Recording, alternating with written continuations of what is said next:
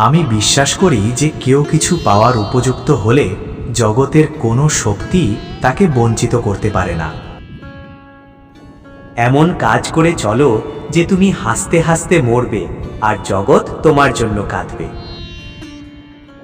যে মানুষ বলে তার আর শেখার কিছু নেই, সে আসলে মরতে বসেছে। যতদিন বেঁচে আছো শিখতে থাকো। অনুতাপ করো না। পূর্বে যেসব কাজ করেছো সেসব নিয়ে মাথা ঘামিও না। এমনকি যেসব ভালো কাজ করেছো তাও স্মৃতিপথ থেকে দূর করে দাও।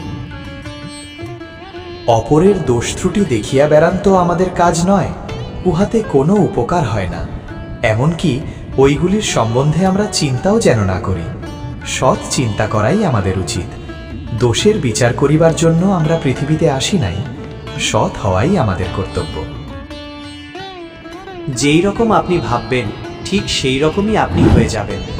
যদি আপনি নিজেকে দুর্বল হিসাবে বিবেচনা করেন তাহলে আপনি দুর্বল হয়ে যাবেন, আর আপনি যদি নিজেকে শক্তিশালী মনে করেন তাহলে আপনি শক্তিশালী হয়ে উঠবেন। সেবা করো তৎপরতার সাথে, দান করো নির্লিপ্তভাবে, ভালোবাসো নিঃস্বার্থভাবে, ব্যয় করো বিবেচনার সাথে, তর্ক করো যুক্তির সাথে, কথা বলো সংক্ষেপে। যারা তোমাকে সাহায্য করেছে তাদের কখনো ভুলে যেও না। যারা তোমাকে ভালোবাসে তাদের কখনো ঘৃণা করো না। যারা তোমাকে বিশ্বাস করে তাদের কখনো ঠকিও না। উঁচুতে উঠতে হলে তোমার ভেতরের অহংকারকে বাইরে টেনে বের করে আনো এবং হালকা হও, কারণ তারাই উপরে উঠতে পারে যারা হালকা হয়। তুমি যখন নিজেকে দেহমাত্র বলিয়া ভাবো তখন তুমি বিশ্বজগৎ হইতে বিচ্ছিন্ন। নিজেকে যখন জীব বলিয়া ভাবো তখন তুমি সেই শাশ্বত মহান জাতির একটি কণিকা মাত্র। আর যখন নিজেকে আত্মা বলিয়া ভাবো তখন তুমি সবকিছু।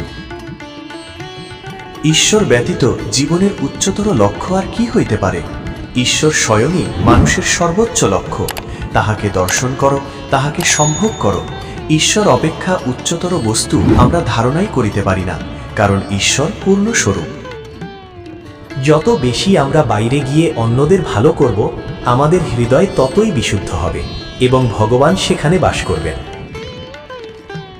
জগতে যদি কিছু পাপ থাকে তবে দুর্বলতায় সেই পাপ। সকল প্রকার দুর্বলতা ত্যাগ করো। দুর্বলতায় মৃত্যু, দুর্বলতায় পাপ।